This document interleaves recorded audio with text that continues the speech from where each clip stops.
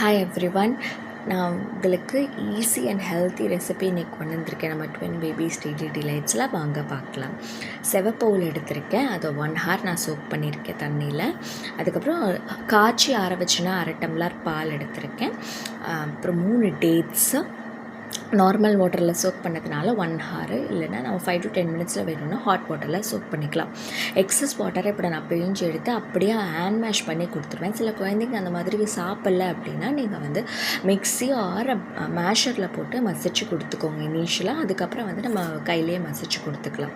ஓகேங்களா? நான் வந்து மேஷ் பண்ணிவிட்டு ஒரு 5 minutes விட்டுட்டு அந்த பால் வந்து அந்த அவுளில் சோக் ஆகிற வரைக்கும் நான் விட்டுட்டு 5 minutes கழித்து கொடுப்பேன். அதுக்கப்புறம் கொஞ்சம் ஃப்ரூட்ஸும் கொடுப்பேன் நான், ஃபில்லிங்காக இருக்கும் அப்படின்னு சொல்லிட்டு. இது உண்மையாலே ரொம்ப ஹெல்த்தி ரெசிபி. நம்ம கூட சாப்பிட்லாம். இது இன்ஸ்டெட் ஆஃப் டேட்ஸ் வந்து நம்ம ஜாக்ரி பவுடர், ஹனி யூஸ் பண்ணி நம்ம சாப்பிட்லாம்.